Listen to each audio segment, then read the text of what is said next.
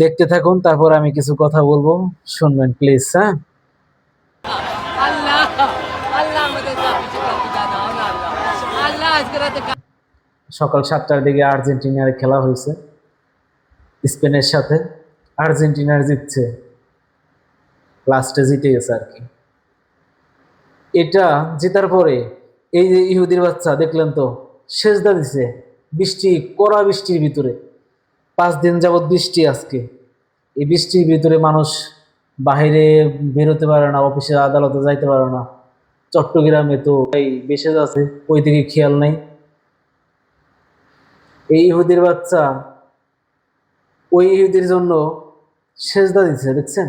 ও মুসলিম, আমার মনে হয় না তো ও কোনোদিন নামাজই পড়ে, নামাজ পড়ে না।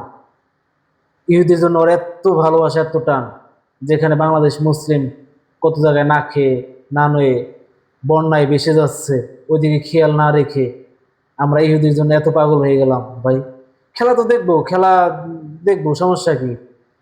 খেলা ওই ইহুদির জন্য আমি সেজদা দিব, হাত তুলে মোনাজাত করবো, আল্লাহ জিতো, আল্লাহ জিতো। ইহুদির জন্য আমরা দোয়া করতেছি আল্লাহর কাছে। ও যে নামাজ পড়তেছে, ও তো বড় একটা ইহুদি, ওর নামাজ কবুল হবে? সেজদা দিচ্ছে, কবুল হবে? বুঝতে হবে ভাই আমাদের, আমরা যে পথে চলে যাচ্ছি এই পথ থেকে ফিরে আসা অসম্ভব। যেভাবে যাচ্ছি, বর্তমান জেনারেশন অনেক ভয়ঙ্কর।